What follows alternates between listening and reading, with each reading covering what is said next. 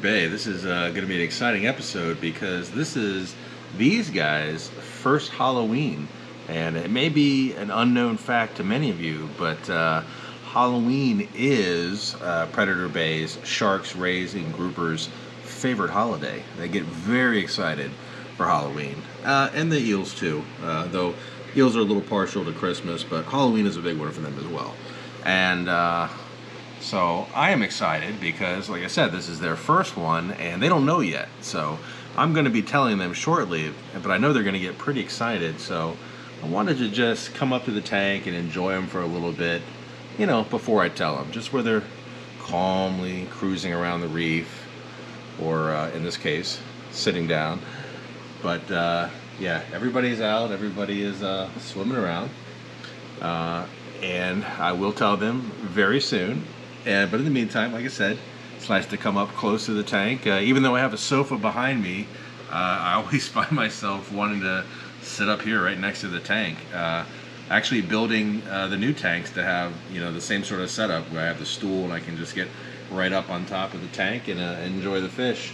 I guess these guys just bring out the little kid in me, like when the old days where you little kid, you'd lay on the floor right in front of the TV rather than sitting back on any of the furniture. I tend to do that with Predator Bay quite often. And real quick, just check out and see what's going on the other side of the aquarium. One thing with a 13.5-foot long aquarium is not really just one spot to sit there and see everything. You kind of need to move around a little bit, including the biggest windows are on the backside. You know, that's the 8.5-foot. You know, unfortunately, had to put a post on the long side because nobody really makes a 13.5-foot long piece of glass, and if they did, I don't think I could afford it. So we get by with, you know, we do what we can do to make it work. A beautiful eel.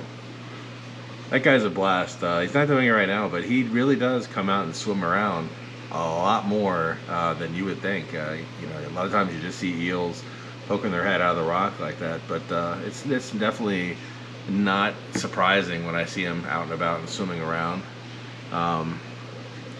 Also, too, the groupers, they really have a lot of personality. This blue line grouper, he's a clown.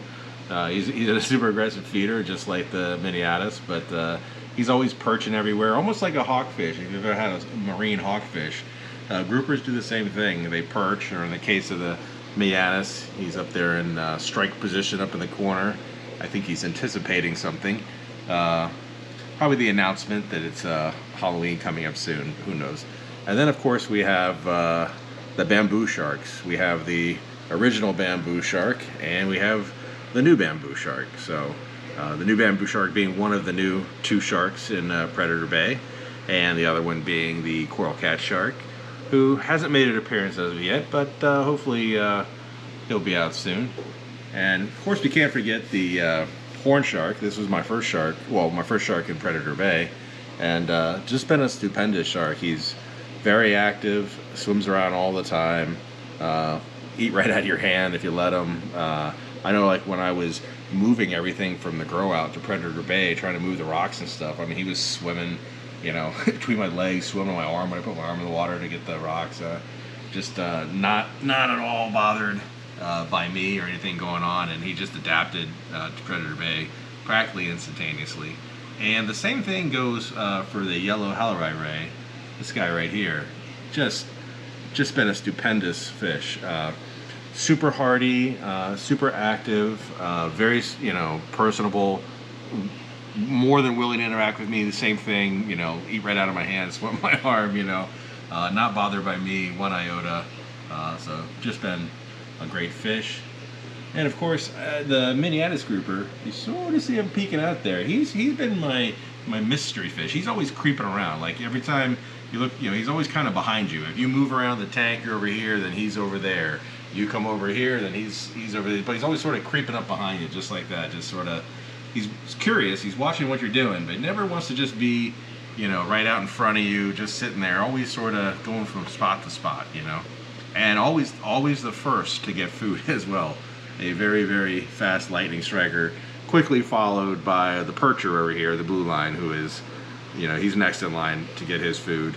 And then, you know, then after that, it's, who knows, it's the shark frenzy. All right, well, let me go ahead and let these guys know that it is Halloween coming up in a day and a half, and see what they think of that news. Okay, I just let them know that it's Halloween, and they seem pretty excited. Everybody is all of a sudden on the move. They're like, they can't contain themselves. Yeah, they're just, wow, they are pumped. Everybody's pumped. Crisscrossing everywhere. Eels, well, he switched positions. We'll see if he's going to come out. But yeah, we got sharks zipping by. A little bit of a frenzy going on. Everyone's checking out. Make it back a little bit and see. Everybody is getting in the act. Everyone's getting excited. Eel's ducking for cover. He's like, those sharks, they're reckless swimmers. But yeah, we are, they're really, really pumped for the news. Like I said, sharks and rays, they love their Halloween. Yeah, they seem all docile until they start really swimming. And then we'll watch here, catch them coming around here. Oh, they're staying in the back. Now he's coming forward. But yeah, they get moving. They can definitely move. When they want to, when they get excited, they get going. And this is really illustrates why, even though these are benthic sharks that can lay on the bottom, they need room. They need room to stretch their fins, to exercise their muscles, to move around. They need a large aquarium. I know Predator Bay seems pretty excessive. It's a pretty large tank, but you need it for these guys. And nobody in here is full grown yet, so you know they're only going to need that more room. So it may look kind of empty now, but it'll fill in, you know, once these guys will grow up. Well, let's go ahead and throw some food in here and enjoy these guys having a snack. All right, tonight's menu is shrimp, so everybody's out grabbing a piece. We just did some broadcast feeding today because it is really, really hard to film when you're trying to use the tongs and sort of feed them one at a time, you know, and film at the same time. So it's quite difficult. So tend to just do the broadcast feeding. May have to come back and use the tongs to give something to the eel. Sometimes he'll come out and rummage with the sharks for the food, and other times he's a little standoffish on that. Yeah, they make quick work of that. I may have to get them a little more because, yeah, I think they polished off everything. Now, of course, the ray probably has 2 or 3 pieces under there that he's working through. Yeah, you can see you just saw 2 shake out there, and he's back on that one, and then he's got another one behind him. Yeah, he's kind of the master at getting in there before the sharks, grabbing a whole bunch of food, and then running off to some other side of the tank so he can try to get it down. But the sharks are always present, and they're always tracking, so he might very well lose a piece there. Well, seems so far the shark hasn't picked it up, but he's still working on that. It takes him a little while, so that other piece behind him, he's got to kind of suck that back under his body there and protect it if the sharks come too close, or they're going to grab it.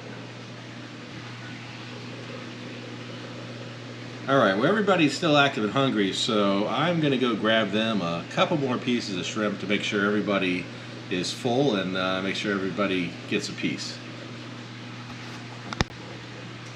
All right, and to mix it up for these guys, I've put in a little squid, which has brought out our coral cat shark, and our eel, who's got his piece. Let's get some in there for the coral cat. Usually works best to put in the shrimp and let the bigger sharks and rays get a piece first, and then bring out the squid and make sure that the eel and the smaller coral cat shark gets his piece without the bigger boys, you know, bum rushing them while they're trying to eat. And of course the eel decides to swim away from you rather than get a second piece. So let's focus on trying to find the coral cat shark and make sure he's well fed. Well, unfortunately, I wasn't able to get the coral cat shark feeding because he grabbed it too fast and went back in his cave. If you saw a previous episode, 31, I was worried because he hadn't come out at all, but now he does come out and he does get his food, but he is right back in his cave. So I do look forward to the future when he's simply just out and about all the time like the other sharks. That is definitely something I'm really looking forward to. He's a beautiful shark, and you know, having him spend all of his time in his cave except for when he comes out to get his squid, then you know, that's just not good. I want to get him nice and comfortable out and about so I can enjoy a really beautiful shark. But in the meantime, I do have my bamboo sharks and my horn shark to keep me occupied. But as you can see, everybody's slowed down some now. That's the my belly's full swimming style for the horn shark. Just kind of leisurely cruising around.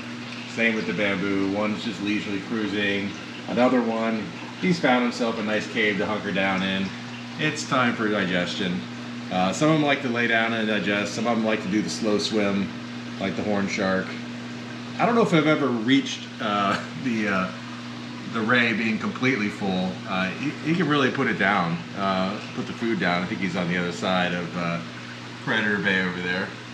As you can see here, we're on the back side of Predator Bay. This is the long viewing window, and I think we can probably pick up that ray sneaking away through the rock work there. But nope, it looks like he has. Oh, there he goes. He's come out over there. You can see there's a lot of large channels in the rock work for these guys to go through. Being big fish, you definitely have to be very careful how you arrange the rocks. They've actually knocked some of this over, and these were put in there very sturdily. But if there's a piece of food stuck down a little crack, they will just stick their face in there and start just trying to get it, and they'll push and push and push. They really are kind of bulls in the china shop when it comes to that. So definitely you can have anything that's going to fall down and hurt them. So very key to make sure everything is stable. But as you can see, after the excitement of finding out about Halloween and getting their food, they're all ready to hunker down for a while. So I think that's going to wrap it up for this first Halloween on Predator Bay. We'll let these guys settle down, and hopefully the next time we do a video on Predator Bay, we can get a whole lot more footage of the coral cat shark, and he'll be bigger and more comfortable and out and swimming around and fatten up some. But in the meantime, we have these other clowns to keep us occupied. See, the bamboo found himself one more little piece of squid over there, so he's got a little fat stomach right now, but he's going to try to work that down anyways. You can be sure after he gets that down, you won't see him for a day or so as that gets digested. And I said the ray never gets full, but that's the swims. That's the I'm full swim from the ray. He's definitely just sort of half-hearted, very, very half-heartedly trying to spar with that shark for that last piece of squid. This is like slow motion sparring. They're all full, and they're all like, oh man, there's a piece of squid there I want, and I smell it, but I'm too full. You know, let's see who's gonna be the one who's gonna get it. I think if the horn shark gets it, he'll swallow it. But he's definitely full. He's gonna leave it for the bamboo shark. Well, what I'll leave you with is one of my favorite views of the tank, the old 13.5 foot straight down the tank, straight down the Predator Bay reef. And yeah, just fun times.